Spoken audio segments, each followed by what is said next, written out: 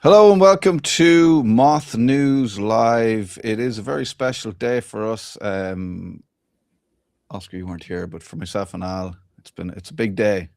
About a year ago today, we did our first show, Al. Yep, that's it. We did our first outing, first dry run. I think our first show, our second show, was like our Christmas special. Correct. Christmas special, yeah. Yeah, we did Leo dressed as a turkey. That's right. So congratulations to us and Oscar. You forgot the cake. I forgot the cake. I was not told about the cake. Okay, I must have missed that memo. It's a big day for us, and we're going to get to Jeff Leo, who is still a turkey and is he celebrating Christmas in front of or behind bars? We'll see. Al's going to give us a rundown of that. Before we crack on, I want to talk about one of our founders, Neve, who obviously she's celebrating a year of Moth as well. So here, Neve contributed to a book called Unshakable Leadership, Thriving in a World of Constant Change. And she also, this is kind of ahead of her publishing her own book, which I believe Al has already reached record pre-sale orders.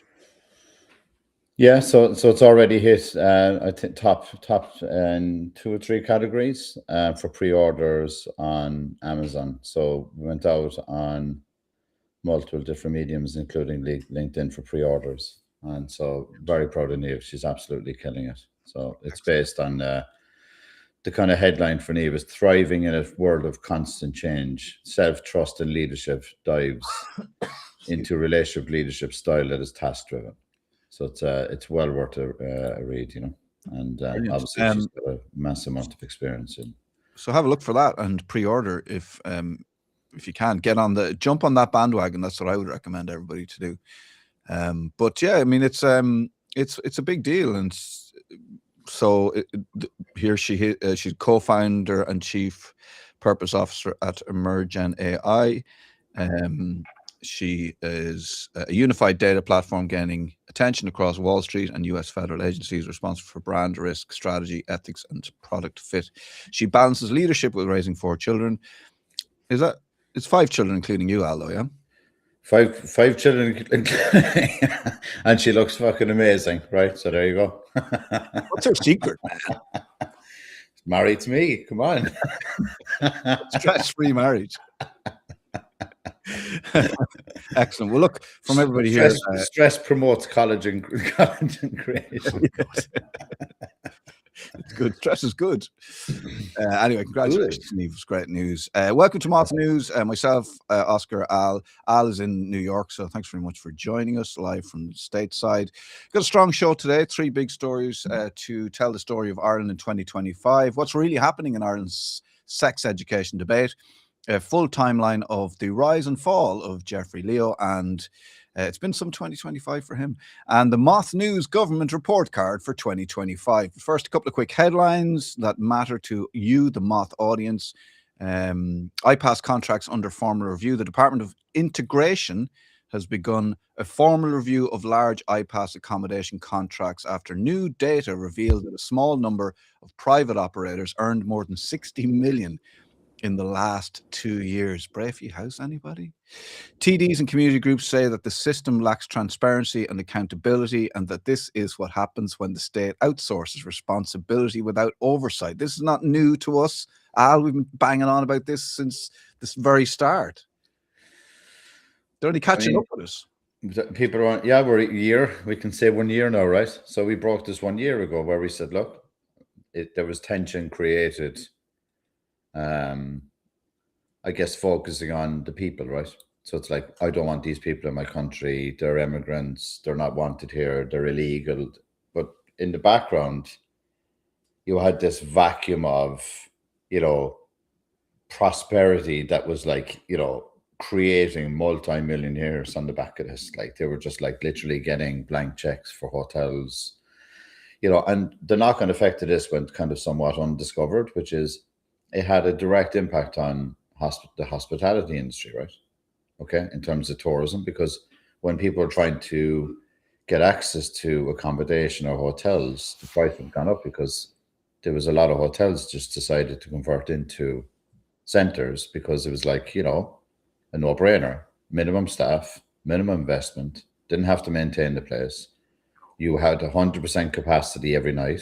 And if you think of the hotel hospitality business model, I think it's kind of you're kind of at your max when you're 70%. Do you know what I mean? Because you're kind of like, you know, you can never be full. I know they say they're full, but generally you need kind of overlap, right, with cancellations and stuff. But if you think of the stuff that happens in the background, right?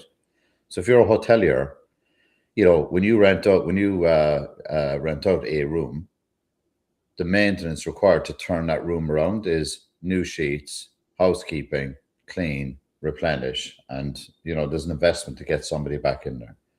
When you have an IPA center, they're just put in there and that's it. Like they bring their own stuff, they're responsible for their own maintenance. You know, sometimes they don't even clean these fucking places, you know, or maintain them, right? And that's I'm not even getting into the lack of security, the dangers within those environments, you know.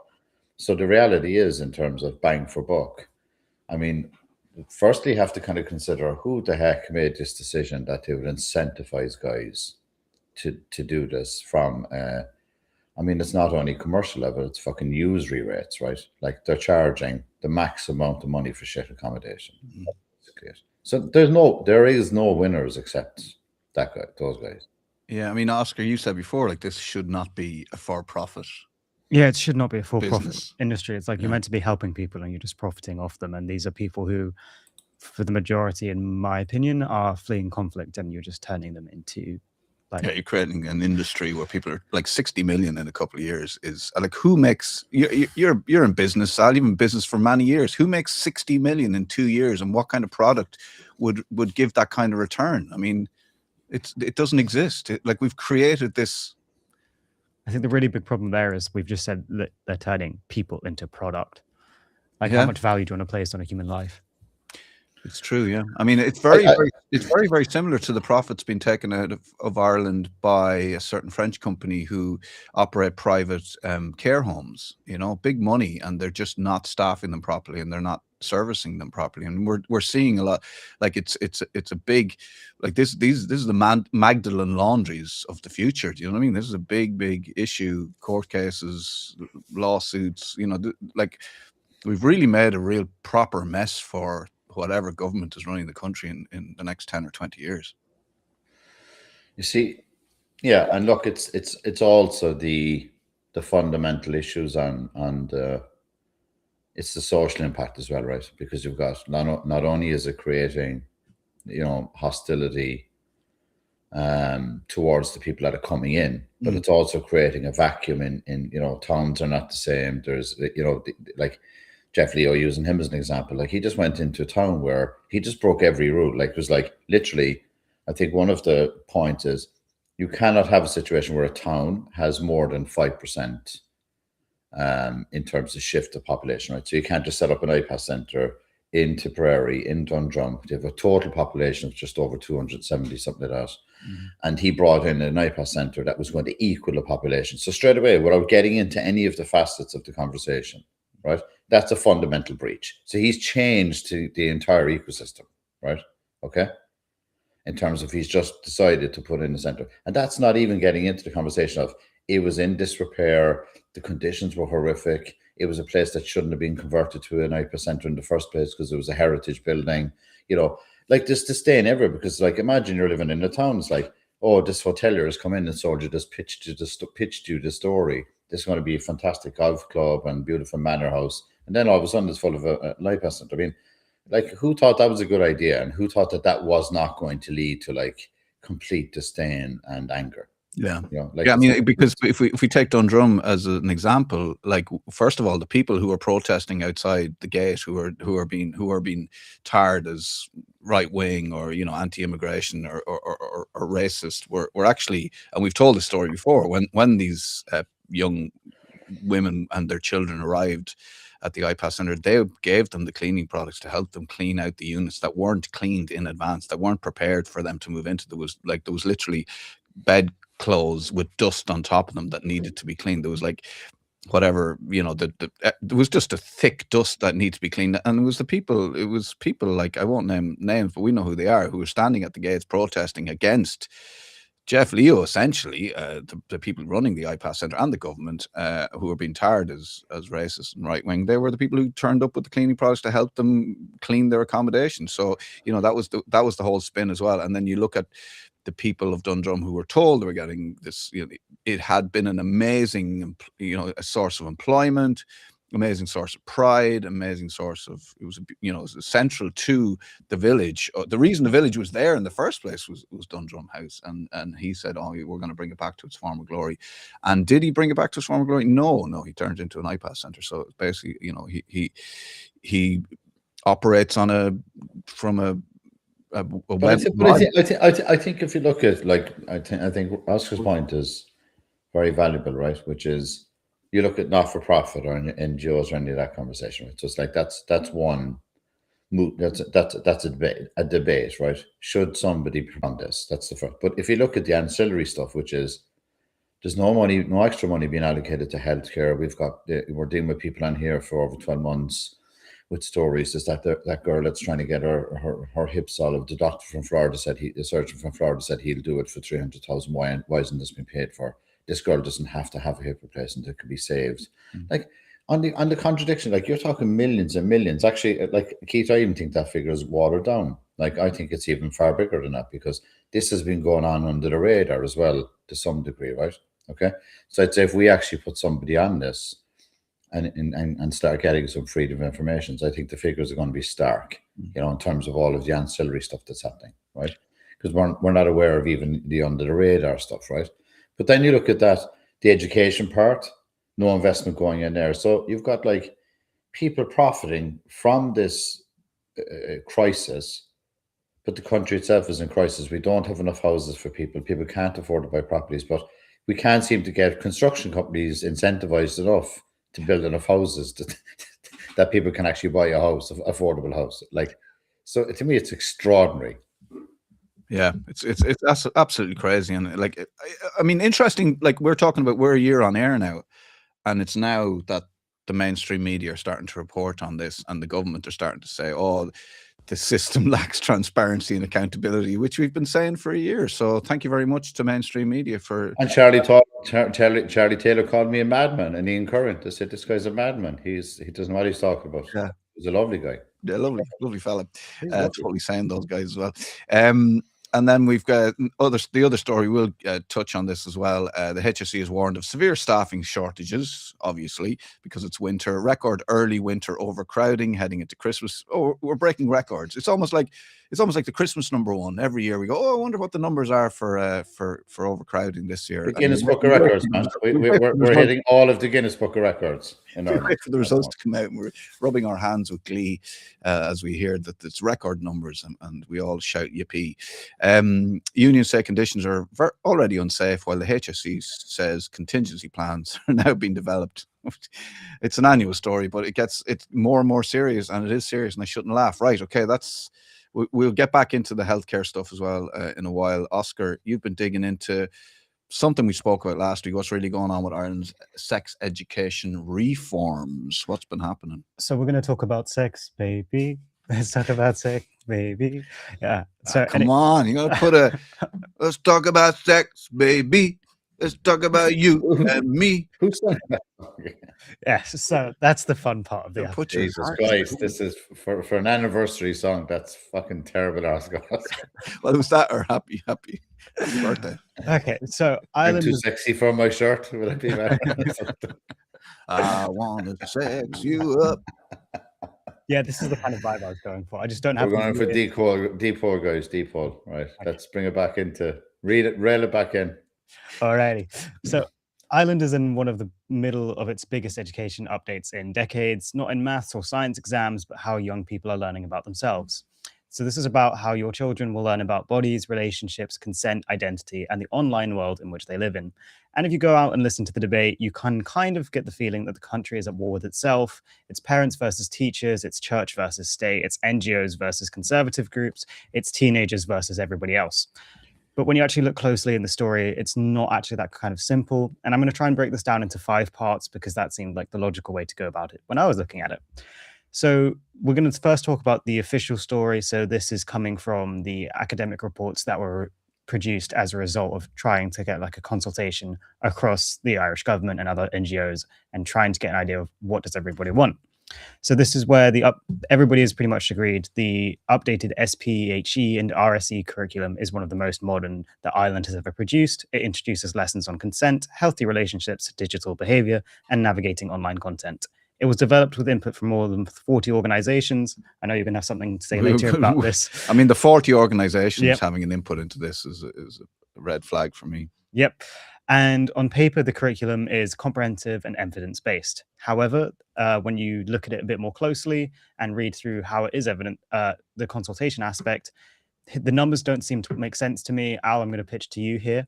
So we've got 4,000 parents have taken part in an online survey, but only around 200 attended official webinars.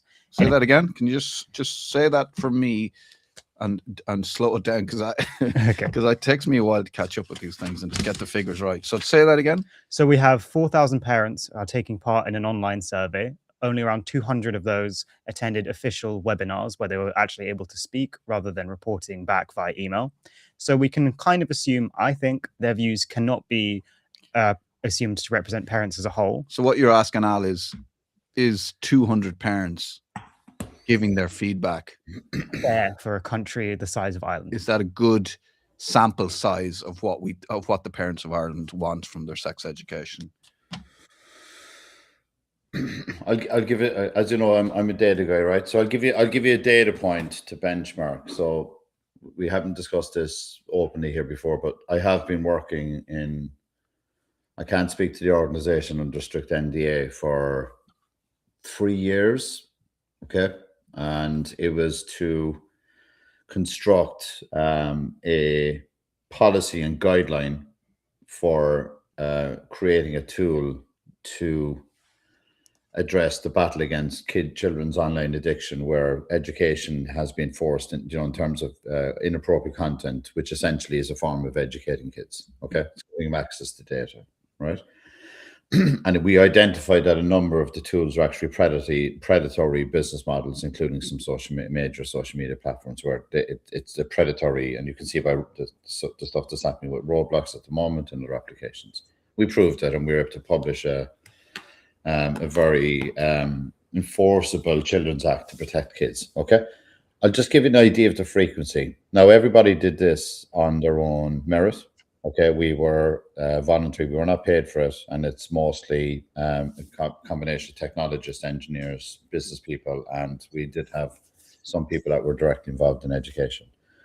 We had 48 of us meet probably most weeks, if not every week, over a 3-year period, and we consulted over 1,000 organizations just for that policy change. Okay. Yep. So just to put it in balance, these guys are talking about changing an entire education framework, right? Okay. Yep. So pathetic is the word I would use, Oscar, right? And I'm using that from a place of, I know what the fuck I'm talking about. Okay. I'll give you another live data point. I worked as part of the National Strategy for Artificial Intelligence for Ireland since 2014. I was actually a ministerial appointment. Okay. And we developed what's now the AI Ireland framework. That was one master's program, okay, that was being created as commercial masters for artificial intelligence. I'm still on the board of a number of universities that are delivering that curriculum and syllabi, right? Okay. And this was done in Ireland. Our first meeting, we had 128 people in a room that represented anything from academia right across to multinationals, blue chip companies, startups, ecosystem, academia. And we met frequently every month and engaged with, I think, minimum over 100 organizations. Minimum. Okay. There was thousands of people surveyed, and then it went to a bidding process to see if this curriculum was even approved. So that's a process. Not only that, we then created what's called the National Standards of AI, and that was another forum that was set up. And that was, so it was like, you had governance upon governance, right? You had the higher expert group, you had the AI council, you had the council beneath that, you had approval for the plan. It took us 4 to 5 years to even get the plan through approval process, but it went through rigorous sniff tests, right? So I'd compare this to what I would speak to as like, the Head and Shoulders advertisements. 90% of people think this is a fantastic product, and then you see underneath, this is on the results of 5 people being surveyed. This is what I'd like. This, you'd see this as being akin with, and not a passive marketing campaign for a new product, right? Where you might survey X amount of people to get into information. Yep. Well, it's like the question. The Anchorman quote. I haven't seen it. Like 100%, 50%. What quote is it? 60% of the time it works 100%. All the time. 60% of the time it works all the time. Oh, in Anchorman, is that the Panther aftershave? Is that? So 60% of the time it works 100% of the time, every time. So if you're calling the two, pull up that ad, Keith, because that should be our social media placard after this. Sorry, I cut across. I'm sorry, man. I just think it's fucking ridiculous. Honestly. No, I completely agree with you. And if you think that's ridiculous, you're going to love the further figures.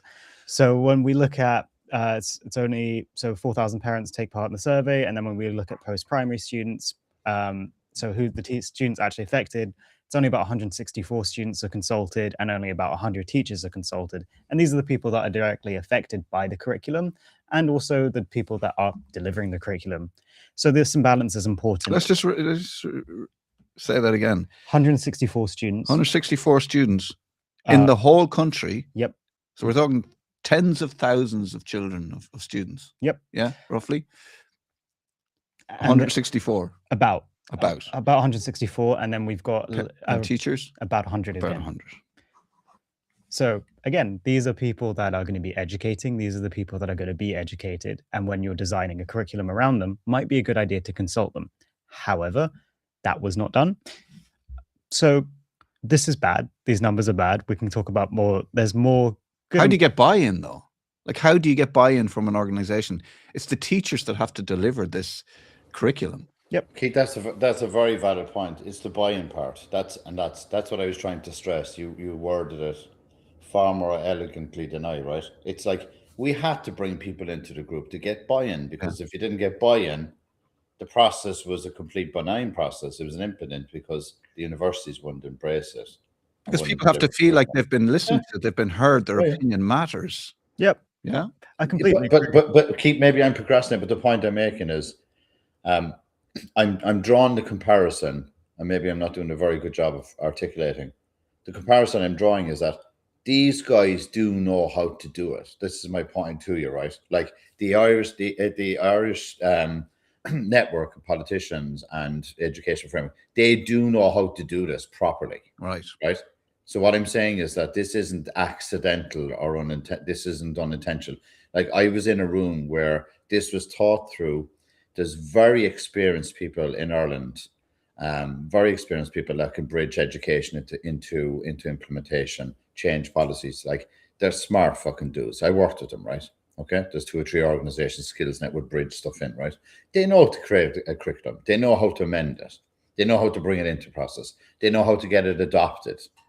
They know how to run a change management process, right? So this isn't like, oh, somebody just didn't think of this. This is just shit planning. And I'm very cynical when I see this happening, because I know they can do it, because I've been on the receiving end and I've been involved in the process in 2 facets, right? Something that's such a big headline grabber and such a divisive issue, Oscar, you'd imagine they should have put more effort into it. Yeah, definitely should have put more effort. And then good job that we were mentioning headlines there. So we've kind of capped that, like on the official side, they've kind of messed up the numbers. They didn't do enough consultation. They do know how to do it, as Al said. And if we're looking at what the mainstream media does, they did what, in my opinion, they always do. They went for the really attention-grabbing headline. So this is per the Irish Times. Teachers should not be forced to deliver sensitive sex education classes. That's what the headline is. When you actually read the article, it says, in a message to school stewards, the Association of Secondary Teachers in Ireland said in no circumstances should teachers be assigned to deliver SPHE classes without full and comprehensive training. So the mainstream media view is broadly positive about the curriculum, but they say this support needs more work. But then also the teachers are saying the teachers unions are saying you shouldn't have to teach this curriculum if you don't receive full and comprehensive training. But my question to you guys is, how do you get full and comprehensive training if the syllabus that you're now teaching has been made in a rush job with not enough numbers done on it? But of course the union are coming out against it because they probably feel like their members or the union haven't been properly consulted or haven't been brought in or haven't been part of the process. So they're immediately, you're getting this, these I mean, the headline doesn't help because, I mean, that's like having a headline that says teachers should not be forced to deliver geography classes.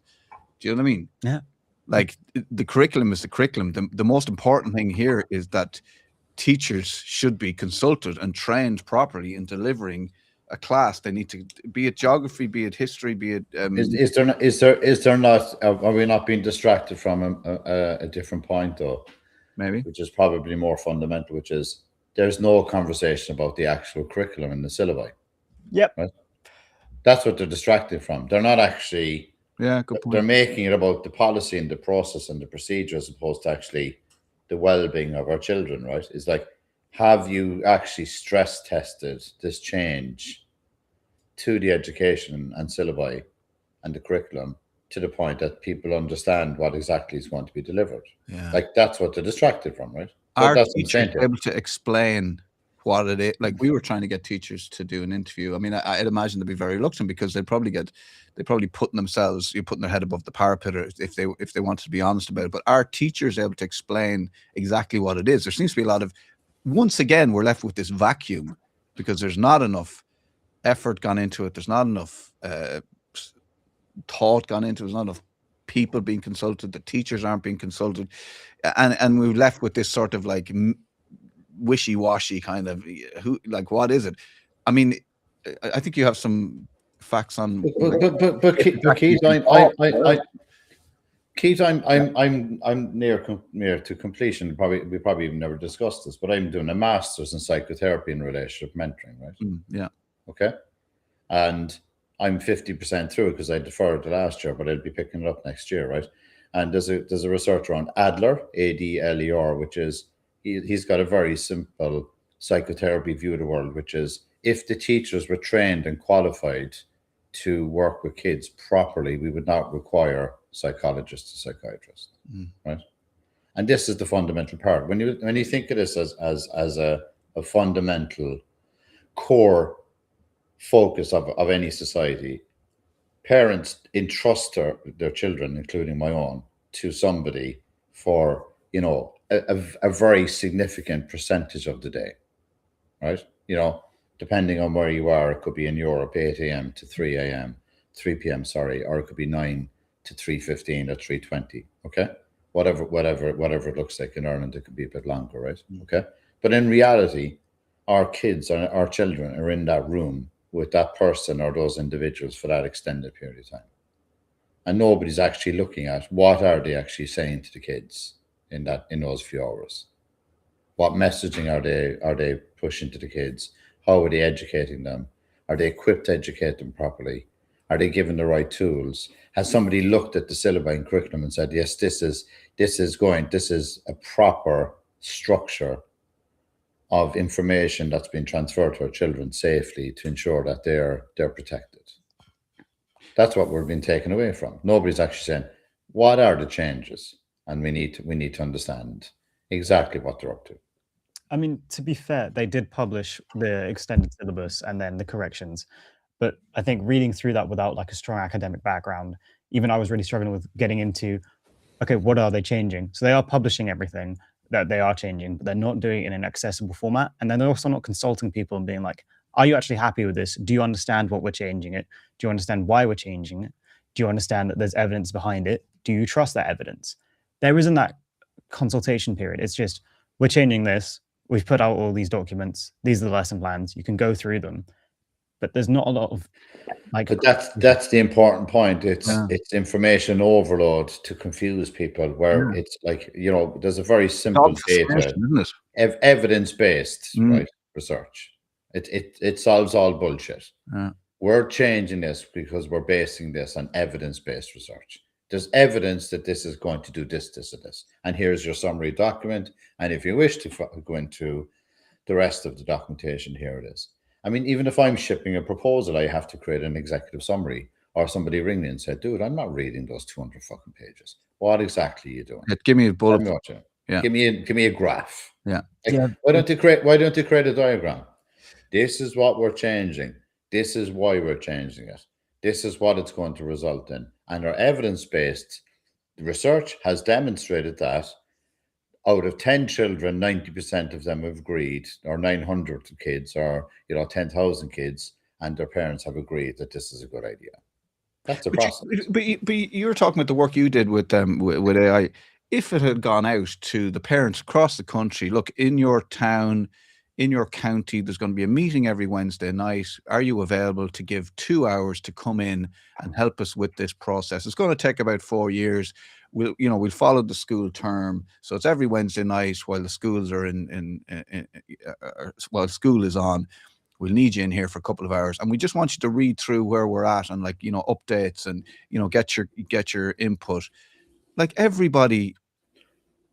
I mean, because you know what happens when something goes wrong with the kid and the school go, well, we can't parent, we can't, we're just teachers. We don't, the parents have to take responsibility. But then with something like this, where the parents would be very willing to take responsibility, get involved, roll their sleeves up, they should have been consulted. They should have been there from the start. They should have had their input. And then there'd be no reason for obfuscation. There'd be no reason to not want people to ask questions. There'd be no reason to make it difficult to read. It just doesn't make sense. They did actually publish how they actually invited people to these webinars. They advertised on social media. They advertised in schools. I think not enough parents took place in the first place. So there was the option for them to send thousands more emails, more people to attend these live webinars. Yeah, but I wonder. But if it should have been done over a more extended period. They needed like this. This should be an ongoing thing that almost you can join in whenever you want, or you can have your say, or a live website where you can sort of look at the developments, and everybody can feed into it. It's like 100 parents just is. You might as well have just. But Oscar, that's working on the premise. Like I outside of this and one other medium, I actually don't use social media at all, right? Same. And so like it's down to, do you remember years ago, and look, I'm not going to throw people under the bus, but if somebody was going for planning for a property, right, they had a requirement to publish it, and then you'd open up a paper when people are actually reading papers, and it's like a fucking stamp size advertisement down in page 21 of 22 pages in the left hand corner, and it's like tick boxed, cut it out, fucking put it into the planning act. But I've done I've done it, right? So this is the equivalent of that, right? I mean, in an era where we live in the information fucking overload data scenario, right? It's a very simple remedy.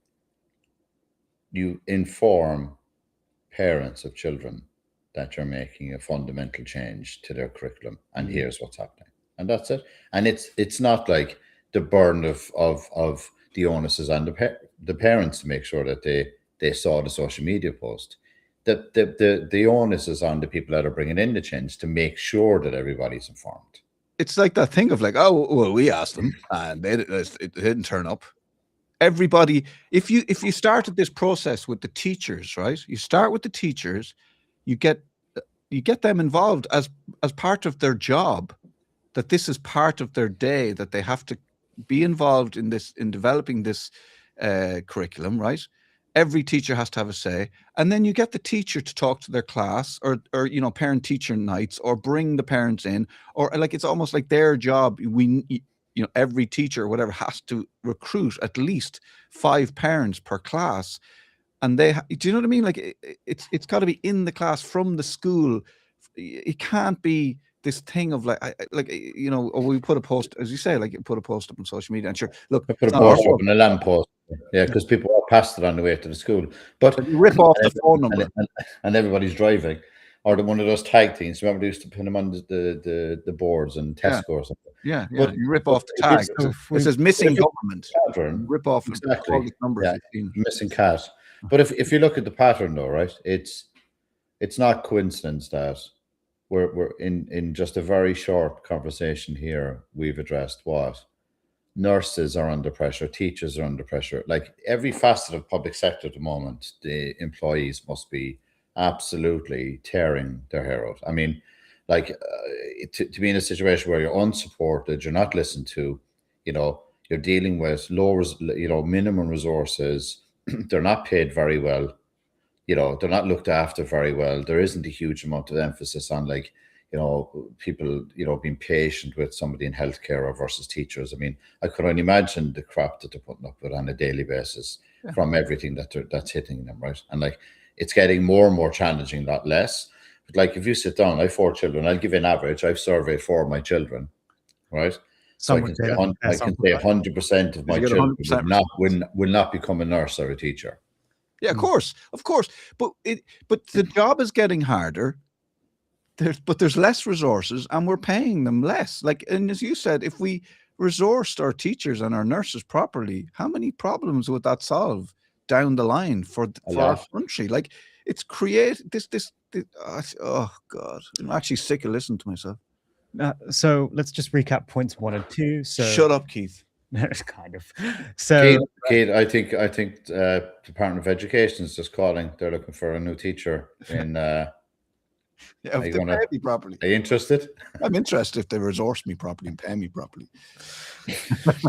So I want to become a neurosurgeon actually at one stage, but that's a whole different conversation.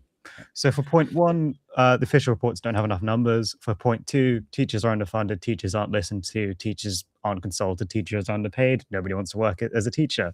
And then when you look at the conversation side from the conservative and Catholic perspective, this is something that surprised me. Conservative groups and Catholic education bodies have also agreed the need for an updated curriculum. They say they want young people to be well-informed and prepared, but they emphasize 2 principles: the importance of parental authority and the role of school ethos. They argue that parents are the primary educators of their children and should have a clear role in shaping how sensitive topics are taught. They say the curriculum should respect the moral framework of Catholic schools, including views on relationships, marriage, and spirituality. Some are concerned that topics such as gender identity are sensitive, contested, and should be approached carefully. And they're not saying don't talk about gender identity. They're saying do it carefully. So their concerns are not. But it's been reported as. Yep.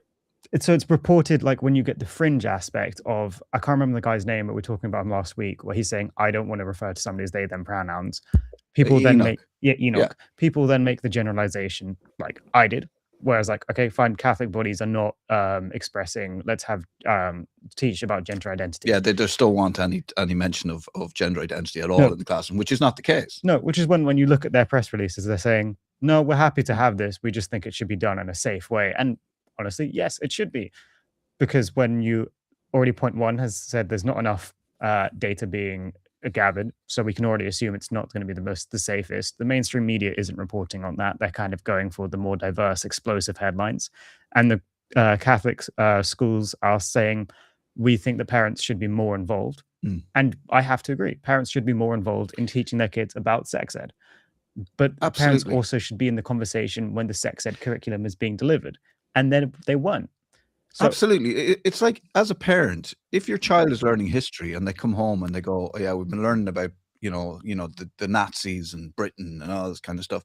As a parent, the school can't teach everything. So if there's something in there that you want to talk to your child about, and you might want to say, well, Britain needs to look at its own history when it comes to concentration camps. And, they were the first to use it. And, it's actually Spanish. The Belgians did it best. It's not a competition, but if you want to fill in some of those gaps for your child, so your child has a more rounded understanding of history, of religion, of sex education, of whatever, there has to be a role for parents in that. And every household is different, and every household has their role, and parents have their role. But when it's dressed up like it goes back to what we've spoken about for this whole first year of our lives, Al.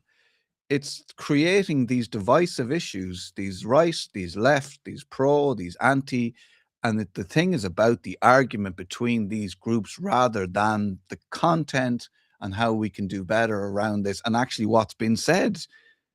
You know, do you know what I mean? It's the distraction. It's the bread and circuses, so people don't actually tune into the facts of the case. And this is enlightening for me, Oscar. And I thank you. I appreciate you. No worries. Always happy to help.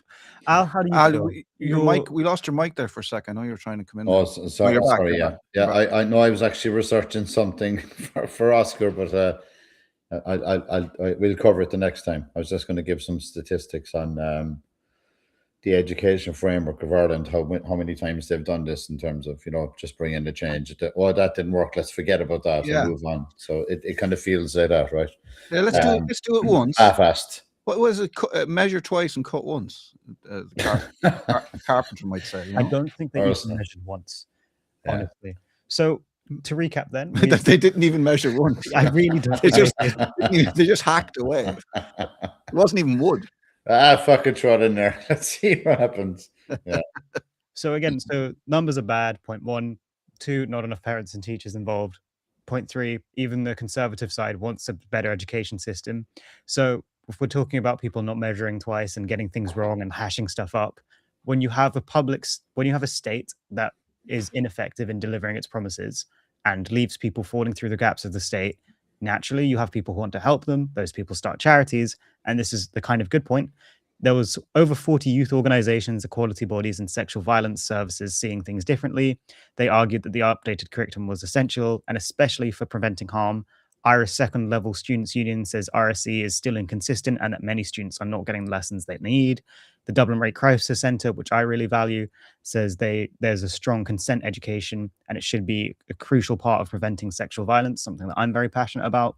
So you have all these voices in there. National Women's Council frames RSE as a perfect tackling of gender-based harm. LGBTQ youth groups say inclusive education is vital for safety and well-being. The positive here is that these groups welcome the updated curriculum and see it as a step forward. I mean, the thing. But sorry, the negative. Go on. Sorry. The negative here, as you're about to say, is that there's 40 youth groups involved. Why does there need to be 40 youth groups to help manage, like, the fallout of a failed public education system?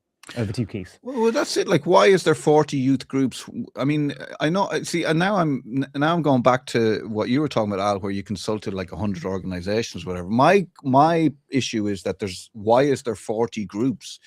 Why have we 40 CEOs for 40 NGOs with 40? Why are we paying all that money for all of these groups when literally we could have one organization properly consulting with parents and teachers and those with skin in the game when it comes to our youth? Like, why do we need 40? The fundamental part here is it's a step again towards happy birthday. The parents not being able to take control of education. That's the facts.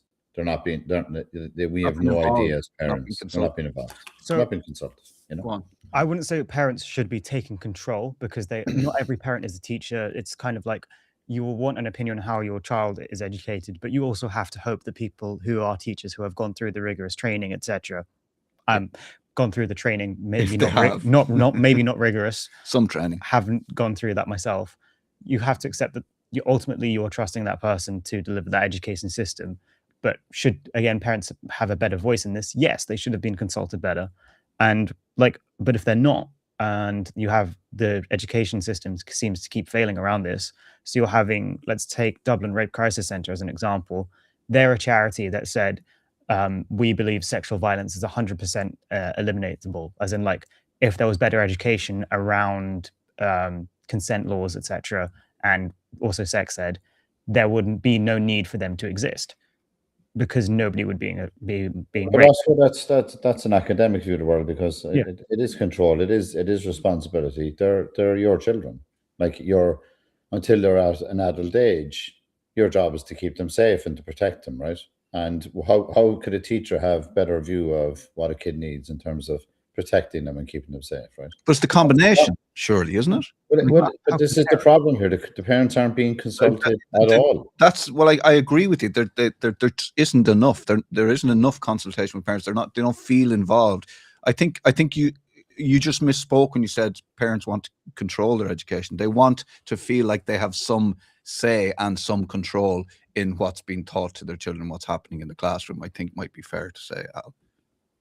No, I think parents need to have a more active input into controlling what is actually being delivered in the classrooms when the content is not for the better good or the well-being of the child. 100%, absolutely.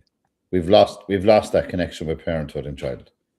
It's like if a parent wants to be responsible and take care of the well-being of a child, they're kind of excluded and treated as a fucking lunatic. This is the problem here. But this goes back. This is across the board, Al. Across the board, consultation with those involved in the healthcare system, people who've lost loved ones because they weren't treated properly in a hospital.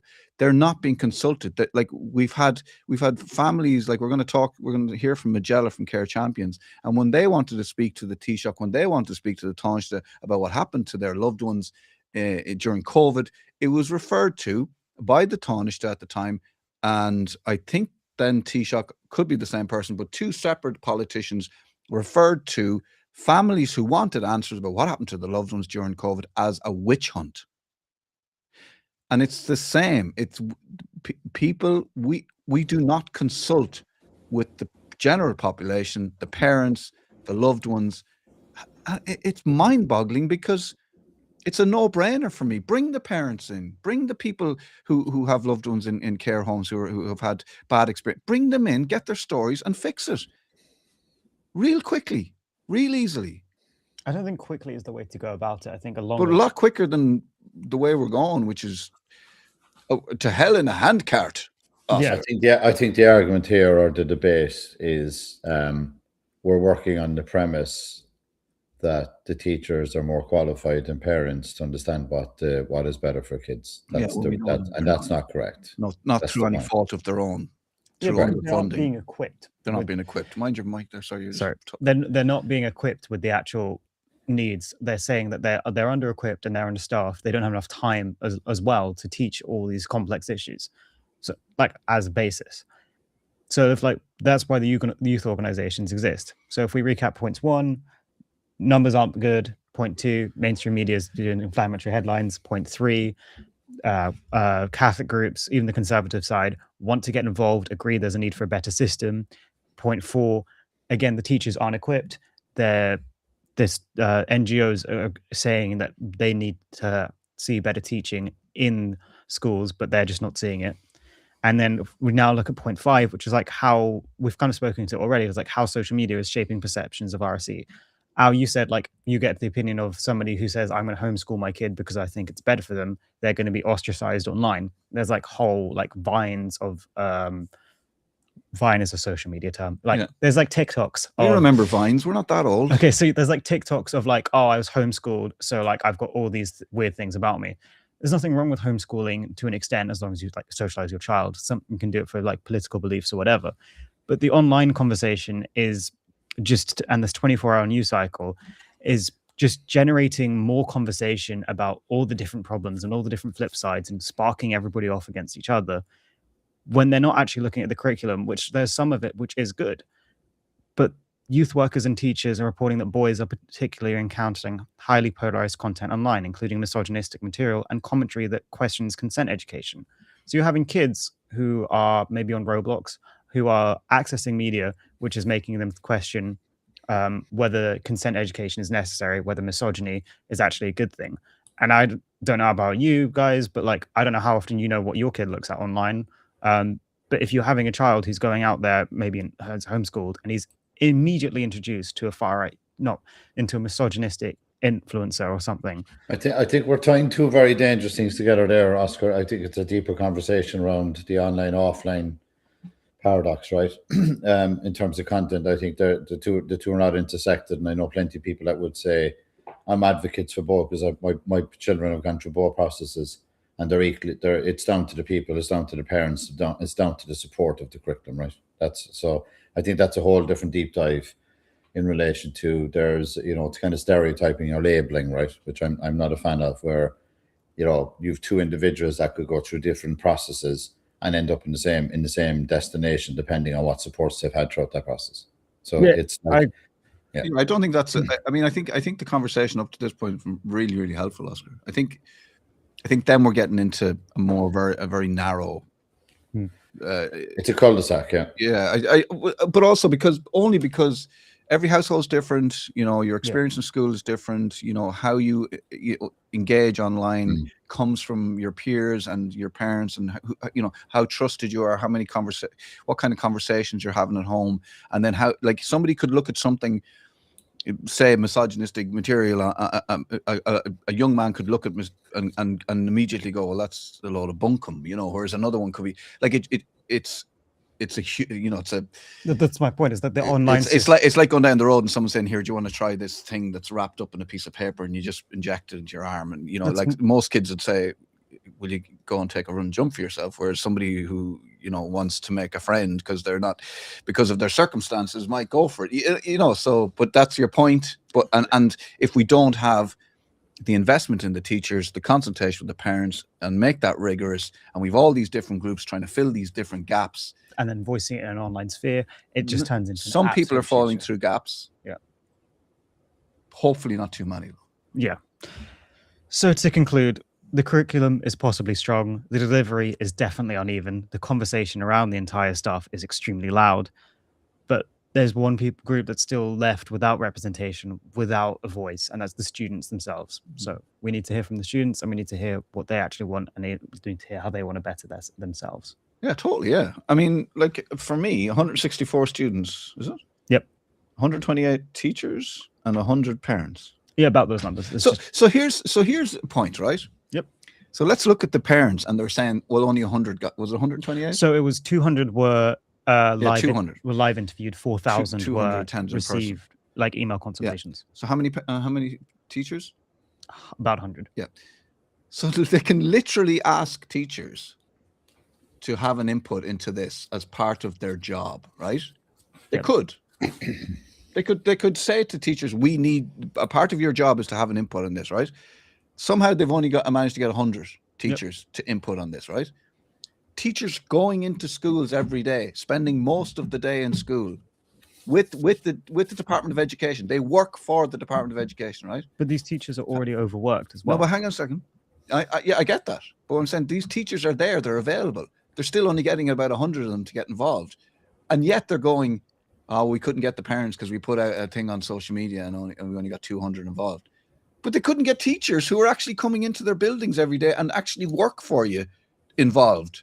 So what does that say?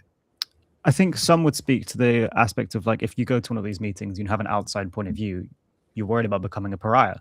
You don't want to be involved. But no, I don't think that's it. I think I think we need to move on, guys. I think we need to move on from this one. This is getting. I think we're getting into. The whole thing is just it's unmarkable. Okay, well, let's talk. Do you want to talk about Jeff, or do you want to? We come back to him. We can give a whistle stop on him. Let's do him for the. Are we going to do a last show of the year next week? I was thinking of doing a fun quiz for the last, so maybe we can have a Jeff Leo round. We'll have a Jeff Leo round, yeah. I do think there's other stuff coming in as well. So yeah. I want to finish off with a clip because I was supposed to do. I thought that was really good, Oscar. Really good use of our time. Well done, Oscar. Highlighting a big problem there, man. Really good. Really informative, and I found it very helpful. So we're looking at the overall performance of the government. I wonder, can I bring that up? The report card. Let me just see what way I can make this. So the overall grade for the government 2025 D+. Now I'm not going to get into this now because we don't have the time, but I actually recorded. I went through each part of the government's responsibility. So you've got cost of living, you've got corporate oversight. I went through each one and I graded them. And you can watch that on our YouTube now. It's there available to watch. So if you look at the asylum system, it does not play well with others. Overall grade, well, F+ is the grade. The overall grade is D. I think you're being very generous. I'd love to have you as an examiner.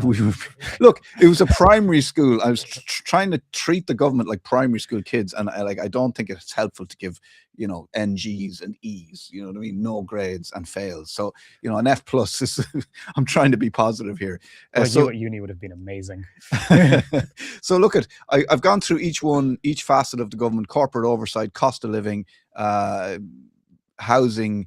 It's all there, and you can watch that on our YouTube as I went through and graded the government on their performance in 2025. So I don't even need to do that now.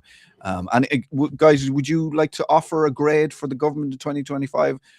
Lots of charts, very few houses is the comment. D+ for housing. D+ for housing. Very generous there, Keith. I don't know what you were thinking. There must have been a few little drinkies involved, but it's Christmas. I've hit the eggnog early. But yeah, look, I just don't want to go too hard on them. I want to make sure they come back to school after Christmas. Do you know what I mean? And maybe learn from their mistakes. And I will have a word with their parents on parents' evening, and we'll see if we can get them more involved. Talk's a good talk, but very little work, and needs to apply himself. Just make sure you only consult 4% of the parents, Keith. Otherwise, you're not matching the normal benchmarking standard. 4%.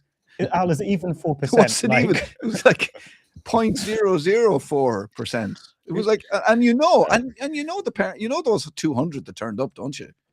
Karen, absolute whack jobs. I'm joking. No, it's 4% of the people that got the social media post. Yeah, exactly. Yeah. Well, I mean, I look at the statistic recently. I don't know, Al, you could tell me, but there's only 20% of actual adults, parents on TikTok or something ridiculous. We think it's less. Yeah, we think it's like everything happens online. Nobody's on. There just isn't the swell of population in these spaces. We need. No, it's just. We need. You should have put it on ChatGPT, and then they would have got everybody. Where's the new pulpit? Put it on WhatsApp, and WhatsApp. Yeah. So anyway, you can watch that. Also include as part of my rundown and report card for the government in 2025, I talked to Majella Beatty from Care Champions, and she gave us some of her thoughts on how the government did with regards to care and healthcare for 2025. You can watch that full interview on our YouTube now at the moment. I'm going to play out with a clip here at the end of the show once we say our goodbyes. And in that clip, she talks about where we're at.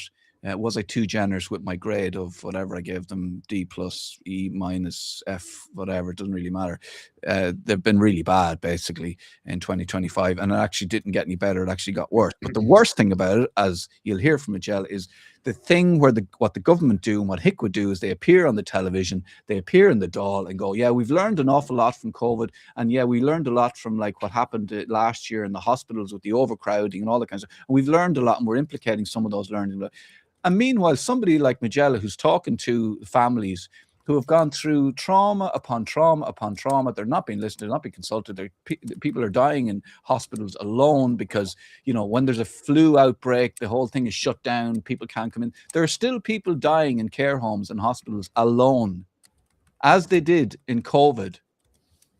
There's still grannies, granddads, aunties, uncles, sisters, brothers who go into hospital or go into a care home with some, sometimes even a minor illness. Suddenly you're looking at, a few days down the line, yeah, actually we were wrong what we said yesterday. They're really not well, and they probably don't have. Do you want to talk to them on the phone? Yeah, maybe say your final goodbyes. Here you go. And they never see them again. And this is happening. This happened in COVID. And the government are saying, and HIC were saying, yeah, we learned a lot. And the department representatives talking about how much they've learned. They have learned nothing, and they've spoken to nobody who went through this. It's absolutely disgusting. This is the Magdalene laundry, the abuse of children by the Catholic Church of our generation. And this is happening right now, and the government will learn nothing. And I would urge you to listen to what Majella has to say. And I mean, look, I don't know what we can do, but my suggestion is that every parent in this country down tools until something gets sorted. You look at the Children's Hospital, you look at the CHI, you look at debacle after debacle. If we could build a children's hospital out of debacles, it would have been built about 5 years ago, and it would be the best hospital in the world. Stop voting for these guys. That's the only way to solve this, right? Anyway, guys, thanks very much for the show today. Thanks for joining us from all the way from New York, an international show. New York. I'm going for my New York bagel now. My New York bagel. Coffee. I'm walking here. I'm walking. Why don't you check out that? Why don't you check out the coffee shop on Elf? It's got the best cup of coffee in the world. Have you seen that? I did go to that coffee shop actually. How was the coffee? It is the best in the world. Best in the world. Yeah. It's all on Elf. Yeah. And I hung out with what's the Home Alone dude? Macaulay Culkin. Macaulay Culkin. Yeah, I hung out with him in Central Park. Yeah, we had You fed we the ordered bird. marshmallows and hot chocolate in the plaza. Damn, I should really get into data. Like getting me to all the celebrities. Well, our reference points are a little bit off for Oscar. Thanks for joining us, Al. We'll see you next week for a bit more a lighthearted show. Keep it classy. Okay, guys. Take it easy. Good luck. Bye. That's all for now. And that's it. Yeah, I'll just kick him out of the studio. Oscar, thanks very much. That was really good. You took over the whole show. Well done. My apologies. No, don't apologize. It was great. I mean, if that. it's good, if it's good, we talk about it, and that's how it should be. Thanks for watching. We'll be back next Friday for our last show of 2025. Go easy on the old Christmas shopping and go easy on the stress, and it'll all happen and it'll all be grand. And sure, it's only for one day, and don't spend all your money because you'll be really sad then in January. Isn't that right, Oscar? I'm already broke, so I'm already trying sad. to finish on an upbeat. But yeah, be careful with Christmas spending. No, it's too late. Have a great Christmas. We'll be back next week. See you next week. It feels sad now. Oh.